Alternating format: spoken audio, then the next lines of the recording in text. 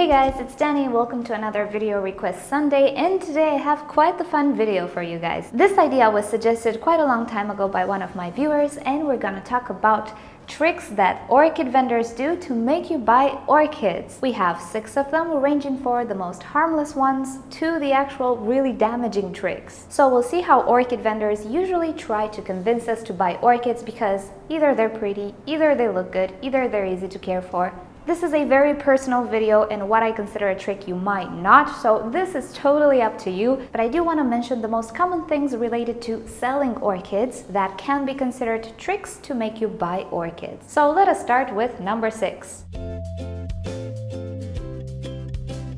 So first, there are those vendors who sell you orchids which come already in a type of setup which theoretically is good for them and you can actually keep them like that. And I have 2 examples here. We have Vanda orchids, which sometimes or most of the times are sold in glass vases.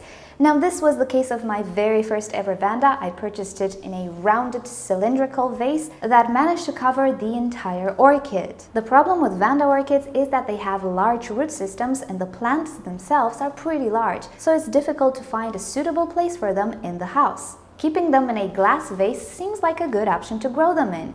And in all honesty, it's not the worst option. Many orchid growers do keep Vanda orchids with the root system in a glass vase. It makes it easier to soak the root system, makes it easier to dump out and pour water inside, and also you have a sturdy container that maintains them in place on your shelf or wherever you want to keep them. Most orchid growers do keep Vanda orchids hanging, but this is not ideal in a house. And since Vanda orchids don't do all that great in potting medium, keeping them in a glass vase through which you can see the root system and in which you can maintain higher humidity is a good option to grow them. So this little trick is not necessarily all that bad if you learn a thing or two about Vandas and you're careful with watering. But Vandas that come in glass vases are usually a lot more expensive than bare-rooted Vandas. I paid for my very first Vanda 40 euros, while the other Vandas that I purchased along the years were 20 or 25. So that glass vase is worth as much as the orchid herself. Needless to say, when you're buying that type of Vanda orchid, you're not only paying for the orchid, but for the glass vase as well. However, if this setup seems reasonable for you, you can afford it, and you actually can use that glass vase, go for it. It can work really well. Just learn a thing or two about Vandas first. In the same category, I will place a product that I saw on Amazon, and this is actually the so-called bonsai orchid. Not sure how they made that association, but what it is a miniature orchid. I'll link you down below to the species and to an article about that species, which is grown in a glass jar with a nutritious medium. As far as I can tell, the medium is gelatin-like in texture, and what they suggest is that you can keep this orchid like this for 6 months to 1 entire year, and it makes it a perfect orchid for the office or for small places. Now, the orchid in question is an epiphytic orchid, and if you care for it properly, you can definitely keep it more than 6 months. The problem is that medium it comes with. Eventually, the orchid will consume the nutrients, and also, being that it's an epiphytic orchid, the roots might get suffocated by the medium. So simply by the fact that they give you a warranty of 6 months to a year tells you that that orchid cannot be grown like that for an indefinite period of time. And it's perfectly fine if you want to buy the orchid keeping this in mind, but if you intend to keep the orchid for a longer period of time, might as well go and buy it from an orchid nursery without any medium and possibly at a lower price. Okay, so we've talked about orchids that already come in a certain setup to make your life easier. Now let's talk about companies that sell you orchids with instructions that make your life easier, but not necessarily great. On number 5, we have the Just Add Ice company, which sells Phalaenopsis orchids, complex hybrids, and tells you that all they need is 3 ice cubes on top of the medium each week, and they should be very happy forever. Well, it's really not the case. In this instance, we are talking about a very detrimental technique in which you can destroy your orchid's roots, and not only, you can actually kill your orchid. Phalaenopsis orchids and not only are tropical plants in their natural habitat, they never encounter freezing conditions. Ice-cold water can definitely damage the root system of an orchid. And furthermore, because they tell you to water with ice once a week, depending on environment, you can have a massive accumulation of water in your pot. and if you keep your orchid too soggy, you risk the chance of rotting the roots. So if you somehow manage to avoid the icy cold water damage, you risk the chance of rotting the roots by accumulating too much water in the pot. So in this instance, we can talk about a technique which is very detrimental, but can make you buy orchids from that particular company rather than a different company. Well, the funny thing is, the orchids that Just Add Ice sell are no different than any other type of orchids. I do actually have a video in which I elaborate the subject. We take a look at the supplier of this company and how they maintain their orchids, and nobody ever mentions anything about ice. And that should pretty much give you an idea that this is just a marketing technique, a little trick. Good thing is, the orchids that Just Add Ice sells, as far as I know, they're not expensive. They're perfectly fine, you can absolutely buy them, but just don't put ice on them. And as far as the orchid growing community, we all give a big thumbs down to Just Add Ice orchids. Okay, at number 4, we have one of the most harmless tricks that sellers do to make you buy their orchids, and this is arched flower spikes. Now, depending on the species, flower spikes of orchids can either be straight or slightly slanted, or even cascading-like. But the easiest way to make an orchid have a wonderful arched flower spike is by training it on an arched flower spike. And I have an example here. Usually this orchid doesn't really have arched flower spikes, not in this way necessarily. But you have to admit, this display is quite lovely, and you would definitely go for this orchid if you had the choice to buy one with a straight flower spike and this one. Training flower spikes is a technique that most of us use, and I actually have a little tutorial on it. If you check the description, you will see how to obtain a beautiful cascading flower spike from a Phalaenopsis orchid without using an arched flower spike. So from this point of view, it's really a harmless technique. If you want to do it and if you like how it looks like, you can definitely do it at home. The problem with this little trick is that orchids which come on an arched flower spike are quite more expensive than orchids which do not have an arched flower spike. And personally, I cannot justify the price. It all has to do with aesthetics. If you want to have an orchid with an archy flower spike, maybe for an event, definitely go for it. There's nothing wrong with the orchid, but if you're just interested in the orchid herself, well, you can find it at a lower price simply if it doesn't have an arched flower spike. Furthermore, if you purchase an orchid with a soft stem, an orchid that is not a Phalaenopsis usually, you can somehow find an arched stake and just attach the flower spike to the arched stake. Now, remaining in the realm of aesthetics, you sometimes find orchids in all sorts of arrangements. Now, some arrangements are pretty simple while others are very complicated, and they can include other plants except orchids. And while this is quite the art form, some arrangements are really not suited for orchids.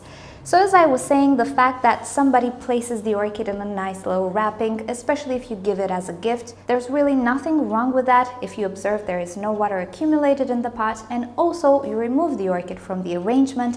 But some arrangements just go overboard. Some vendors create these bowls with orchids and other plants, and they fill the gaps in between the pots with soils and all sorts of mosses. And if you keep an orchid in this type of arrangement, you can absolutely kill it. If you need this type of an arrangement for an event, that's perfectly fine, but if you intend to keep the orchid further on and to grow it in your home, just remove it from the setup and give it adequate care. Otherwise, if you maintain the orchid in the arrangement for far too long, you risk root rot, stem rot, and even crown rot, depending how the orchid is arranged. Okay, so we are near the first position of this sort of list, and things are getting interesting. On the second position are those vendors or orchid suppliers which sell you something false. And in this category, I will include the Phalaenopsis cingulate, which is the amazing Phalaenopsis orchid, which is quite tiny, that produces only one single flower on a pretty short flower spike. It looks like a paphiopedilum, it looks like a space saver, and you can place it anywhere on your desk, on your coffee table, as it doesn't really require too much space, right? Wrong! That is something false. There is no such orchid, trust me. If we take a close look at this orchid, we can see that the actual flower spike is cut right above the flower. What this means is that the orchid actually produces a longer flower spike and multiple flowers on the very same flower spike. How can this be though? Because the orchid is quite tiny. It looks like a mini Phalaenopsis orchid. Well, sadly, it is kept tiny with the use of hormones. At least this is my suspicion. At the time when I purchased mine for the sake of making a video on it, I did not find much information of how they maintained it small. They just mentioned something about an award. Now, as an orchid grower, I would never give awards to this plant. As a feat of accomplishment in the chemistry of plants, yes, the people who actually developed this orchid do deserve a prize for maintaining it that small. But since I'm an orchid grower and I'm very passionate about orchids, I can only discredit this orchid because it is advertised as something it's not. It is not a one single flowered Phalaenopsis. And the proof of this is the cut flower spike. Why would they need to cut it unless there was something else connected to the flower spike? And second, it is not a mini orchid, and when those substances they used wear off, this orchid can transform in a monster. Phalaenopsis orchids with big flowers usually have big leaves. Downside is you're paying quite a lot of money for the single Phalaenopsis, and in essence you're just buying a white Phalaenopsis orchid advertised as something quite spectacular, which is not. And we've reached the first position of this list, or of this top. Here we have the blue orchid, and this is the epitome of lies. Now, in recent years, the sellers of this orchid started to admit it is actually artificially dyed. But there was a time in the past when providers of blue Phalaenopsis orchids would not divulge the secret. There was nothing on the tag, and the actual sellers or vendors of the flower shops didn't really know how these orchids were created. And I'm saying this because I actually found some footage from a few years ago. It was presented on the news that these flowers might not be natural. So at the time, they really didn't know how they do it. Well, it turns out blue Phalaenopsis do not exist, at least not this ink blue that you see in the shops. So what they do is take a white Phalaenopsis, inject a synthetic blue dye in the flower spike, and there we go, we're gonna obtain some blue flowers. And P.S., this is an orchid that I colored myself. If we look in the back, we can see the flowers are white, these flowers are blue, and they're all coming from the very same orchid. Of course, I'll link you down below to that video. Now, companies usually use a special type of dye. The food dye that I used managed to desiccate the flower spike.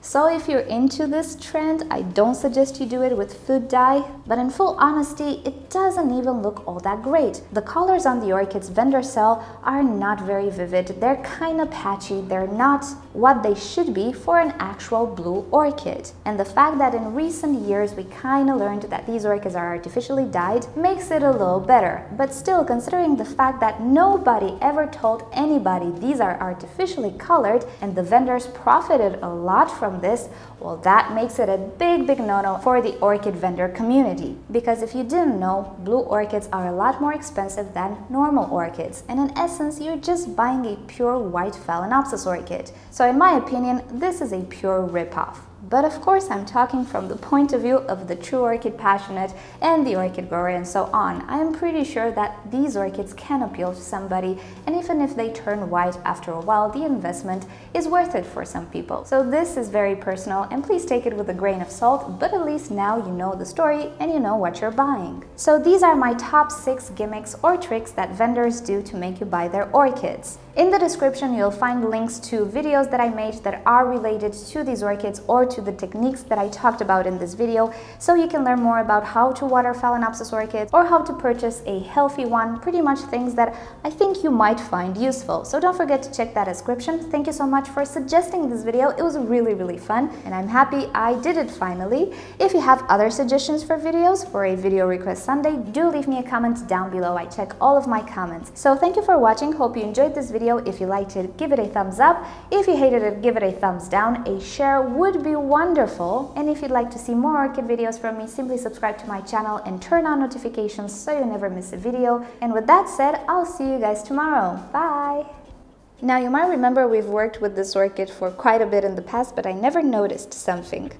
I never counted the flower spikes. So we have 1, 2, 3, and 4. So this is a 4 flower spike orchid. You know how much I paid for it? €9. This is what it means to find a good and decent flower shop that doesn't try to rip you off with the price.